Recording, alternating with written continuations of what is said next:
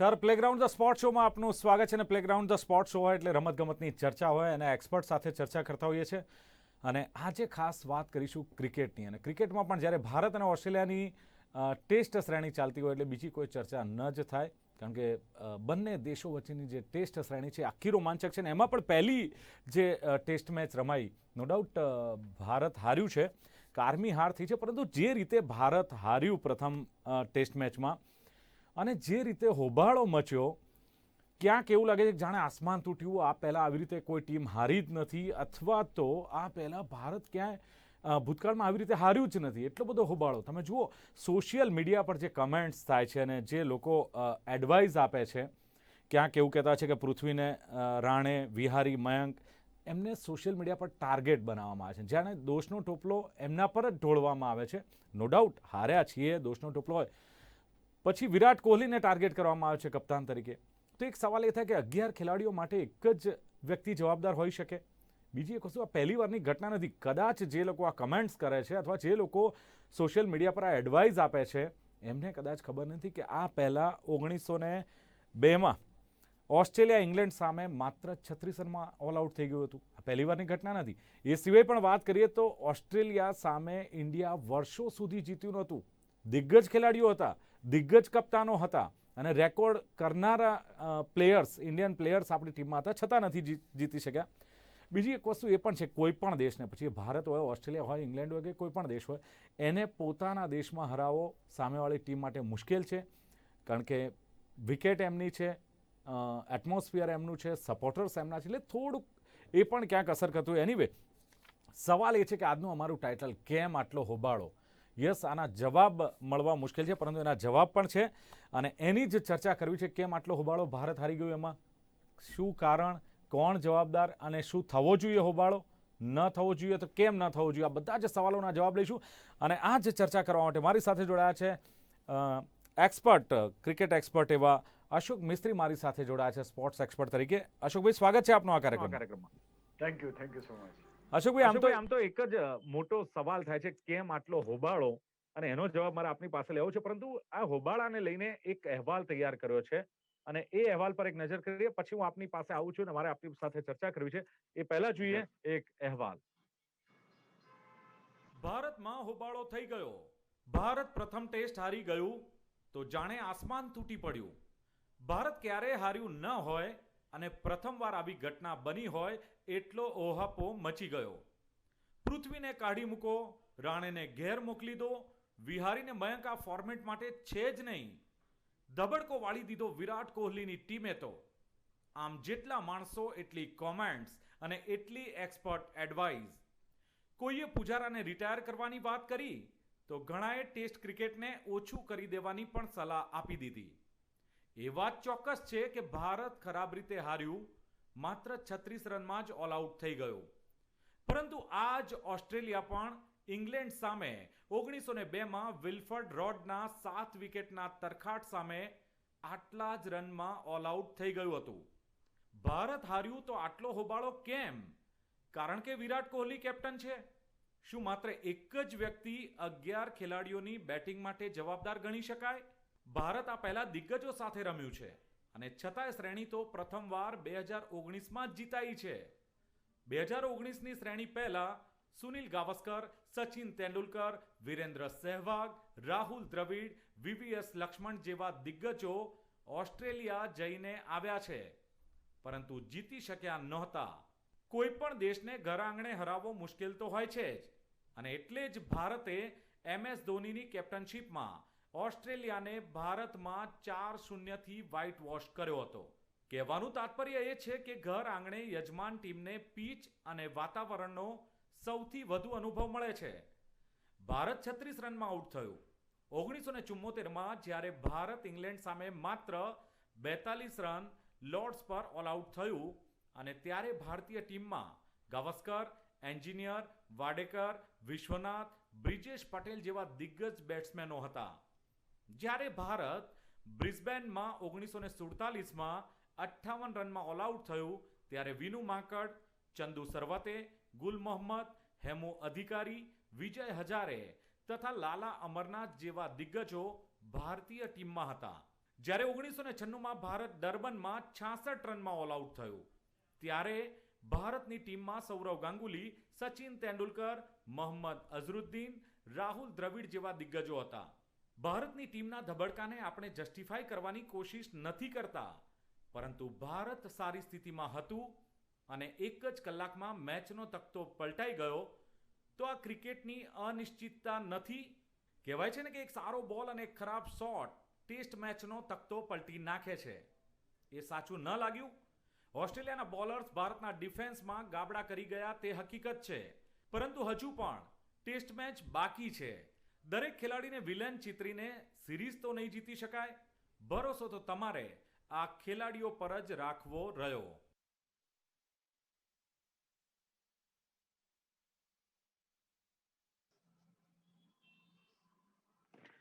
અશોકભાઈ, આપણા આજના પ્રોગ્રામનું ટાઇટલ કેમ આટલો હોબાળો? ભારત જે પ્રમાણે ટેસ્ટ શ્રેણીમાં પ્રથમ ટેસ્ટ મેચમાં જે રીતે હાર્યું અને જે રીતે લોકોના રિએક્શન આવે છે અશોકભાઈ, જાણે એવું લાગે છે કે ભારત ક્યારે આવી રીતે હાર્યું જ ન હોય, અથવા કોઈ પણ દેશ આ રીતે હાર્યો જ ન હોય. ક્રિકેટમાં હારજીત તો થતી રહ્યા છે, પરંતુ ભારતીય ટીમ પર આટલા માછલા જે ધોવાઈ રહ્યા છે એને આપ કેવી રીતે જોશો, અને આટલો હોબાળો મચ્યો છે એને કઈ રીતે આપ જોઈ રહ્યા છો? દિલીપભાઈ, બહુ સાચી તમે વાત કરી કે હોબાળો મચ્યો છે. હોબાળો એટલા માટે છે કે આપણી અપેક્ષાઓ અત્યારની ભારતીય ટીમ પાસેથી ઘણી બધી છે. જી, અત્યાર સુધી પહેલાના જમાનામાં જ્યારે ક્રિકેટ રમવું છે, આપણે લગભગ છેલ્લા 70-80 વર્ષ 100 વર્ષથી ક્રિકેટ રમીએ છીએ.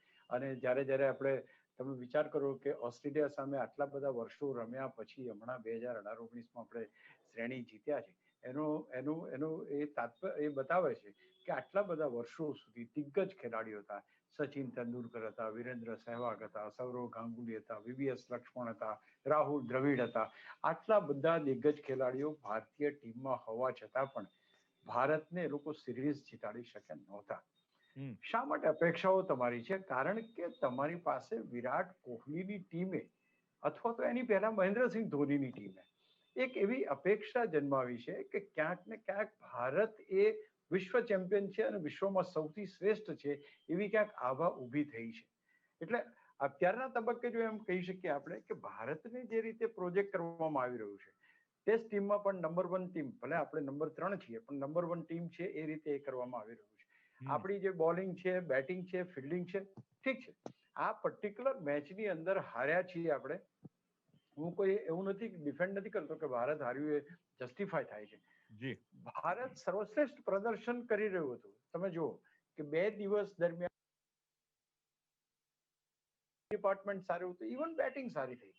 એક 15 મિનિટ 20 મિનિટની અંદર આખો તખ્તો પલટાઈ ગયો.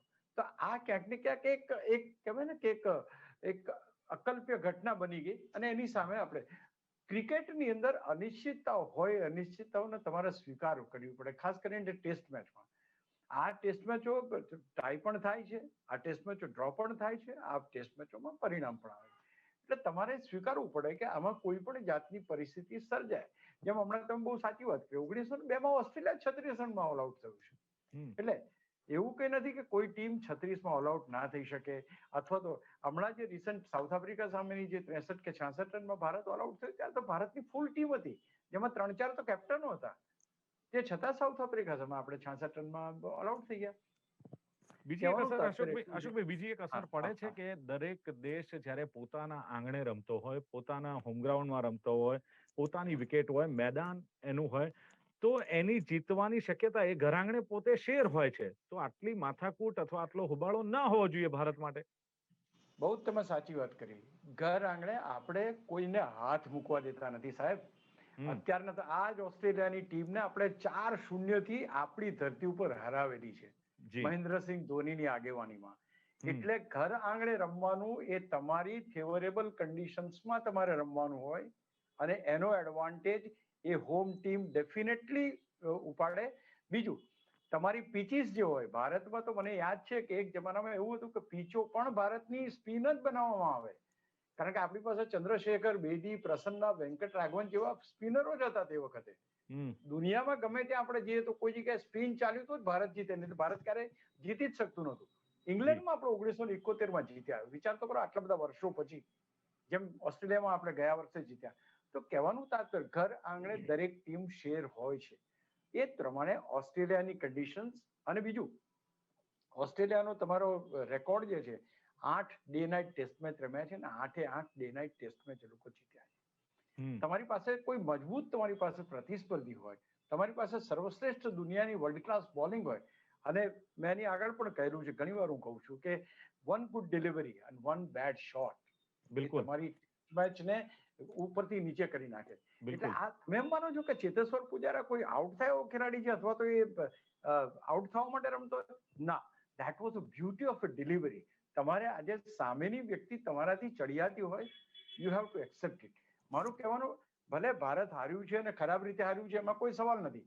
આજે એ પણ રિમાઇન્ડ કરાવી દઉં દિલીપભાઈ તમને કે બીસીસીઆઈ એક બહુ સ્ટ્રોંગ મેસેજ પણ મોકલાયો છે ચેતેશ્વર પુજારા અને અજિંક્ય રાણાને કે you have to work hard and improve your game.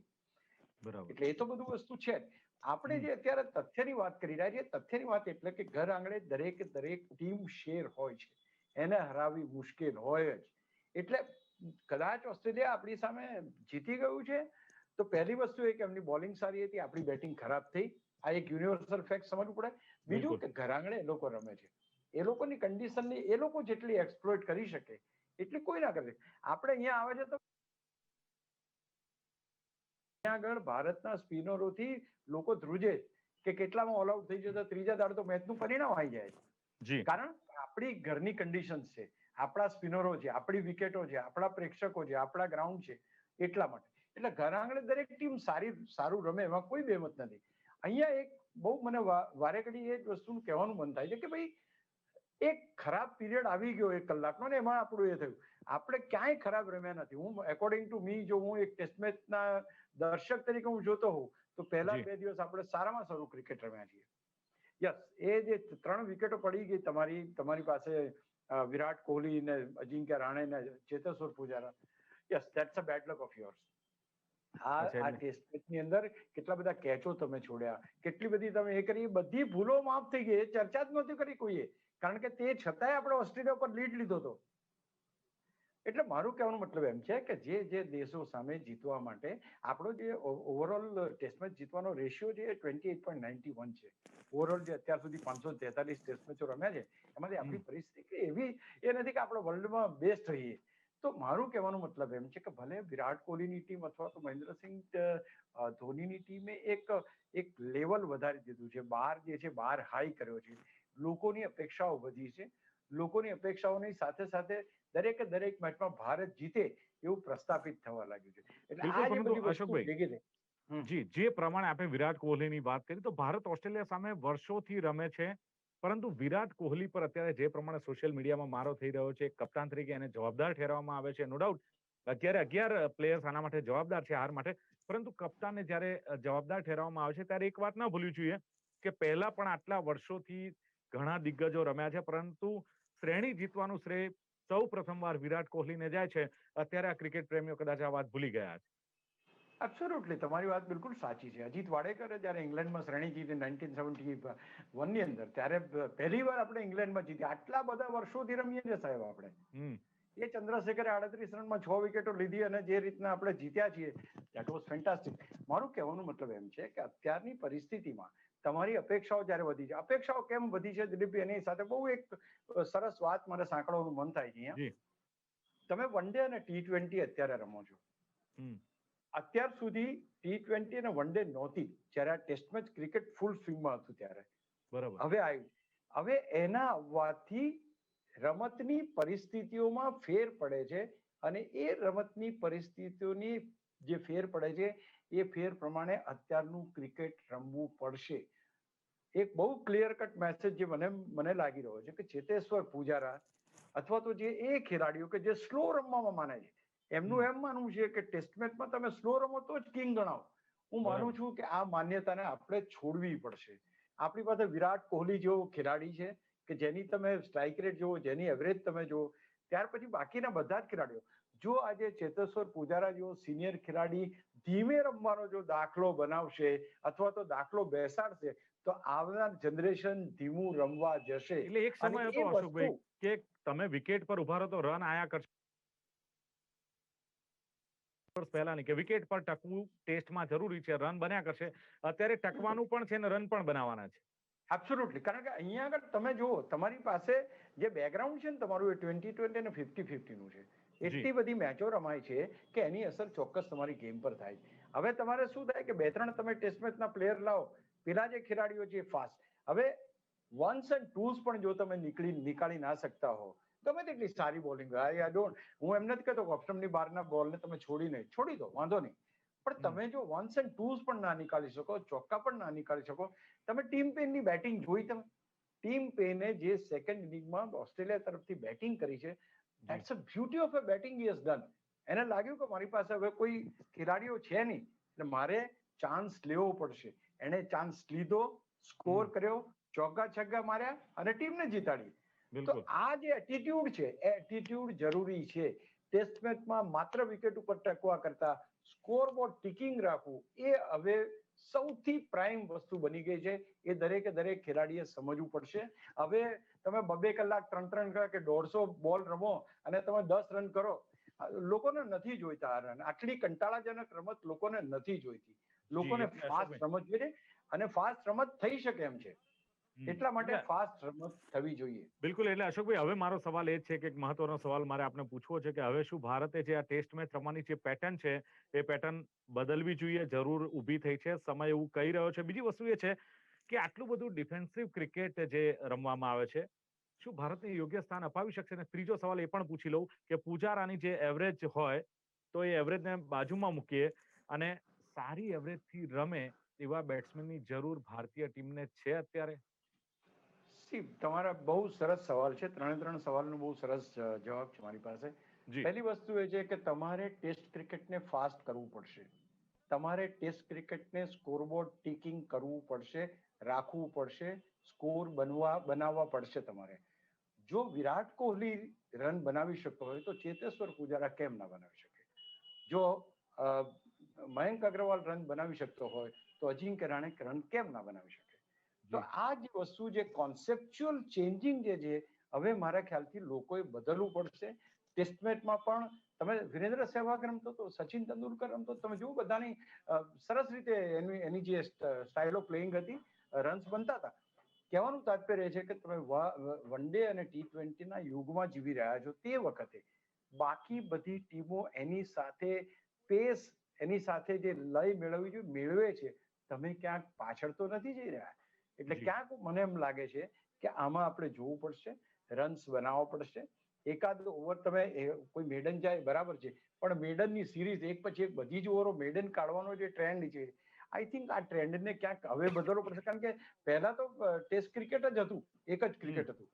હવે લોકોને ખબર છે કે ભાઈ આ બોલે તો રન બને, તો એ રન કેમ નથી બનાવતા બેટ્સમેનો? તો હું માનું છું ત્યાં સુધી હવે બેટ્સમેનની સ્કિલ્સનો રન બનાવવામાં ઉપયોગ થવો જોઈએ. બેટ્સમેનની સ્કિલનો માત્ર મેદાન ઉપર ઉભા રહેવામાં ઉપયોગ કરવાનો એ હવે એ સ્કિલ એમને વન્સ એન્ડ ટુઝ અથવા તો બાઉન્ડ્રીઝ ફટકારીને ટીમ માટે રન બનાવવા પડશે. કારણ કે અત્યારે હવે ક્રિકેટ બદલાઈ રહ્યું છે અને બદલાયું છે. બાકીના દેશો પણ બદલાયા છે. આપણે પણ જે રન રેટ જે છે, આપણો સ્ટ્રાઇક રેટ જે છે, અથવા તો બેટ્સમેન 100 બોલ રમે અને 10 રન બનાવે, એ પરિસ્થિતિ જે આપણે જોઈએ છે, ક્યાંક ને ક્યાંક એના ઉપર કાબુ મેળવવો પડશે અને we have to improve our run rate. તો જ ટેસ્ટ મેચ, વન ડે અને T20, કારણ કે જો તમે આ ફોર્મેટની અંદર 11 ખેલાડીઓમાંથી 6-7 ખેલાડીઓ તો એના જ છે. તો પછી તમે ટેસ્ટ મેચ કેવી રીતના આઈડેન્ટિફાય કરશો? એટલા માટે તમારા માટે જરૂરી છે કે તમે રન પણ બનાવો અને સાથે સાથે વિકેટ પણ સાચવીને રમો. અચ્છા, મને એવું લાગે છે કે આપે જે આ બધું જ કહ્યું એનો ટૂંકો સાર કદાચ જો આપણે એક સવાલ હું પૂછું તો એવું કહી શકાય કે ભારતમાં જે 11 પ્લેયર્સની જે ટીમ છે એમાંથી અડધી ટીમ સ્પેશિયલાઇઝ હોવી જરૂરી છે. આપે કહ્યું તે પ્રમાણે આ અત્યારની સમયની માંગ છે. મસ્ત. બે વસ્તુ તમે સમજો, કાં તો સ્પેશિયલાઇઝ કરી નાખો, 11 ખેલાડી સ્પેશિયલાઇઝ, તો તમારી પાસે કોઈ અપેક્ષા નહીં રખાય.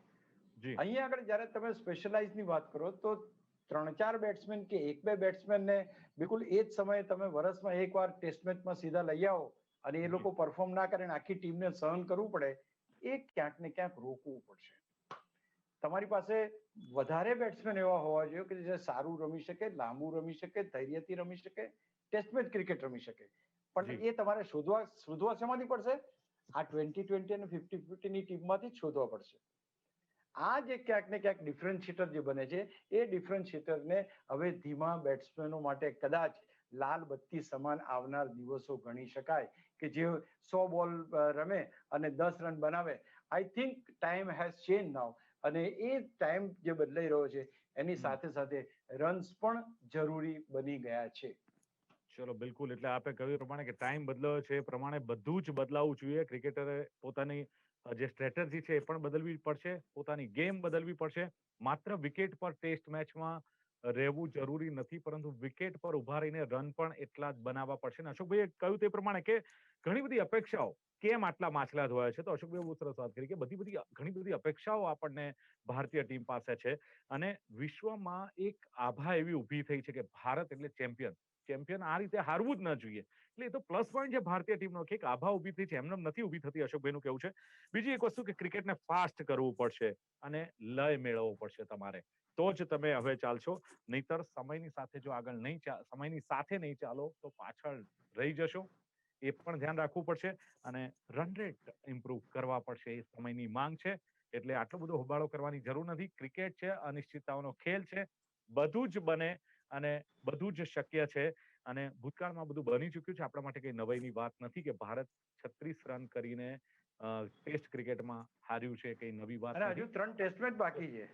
હા, હજુ તો ઘણું બાકી છે, 3 મેચ બાકી છે, એટલે ફરી ભારતીય ટીમ ઝળકી ઉઠશે, આશા રાખીએ, અપેક્ષા રાખીએ. એનીવે, ચર્ચાનું સમાપન કરીએ છીએ. અશોકભાઈ જોડાયા, thank you very much. Thank you so much. જી. તો દર્શક મિત્રો, પ્લેગ્રાઉન્ડ ધ સ્પોર્ટ શોમાં હતી ખાસ ચર્ચા, ભારત જે પ્રમાણે હાર્યું છે, બધો હોબાળો કેમ, એના સવાલોના જવાબ મેળવવાનો ક્યાંક પ્રયત્ન કર્યો. ફરી મળીશું નવી ચર્ચા સાથે. નમસ્કાર.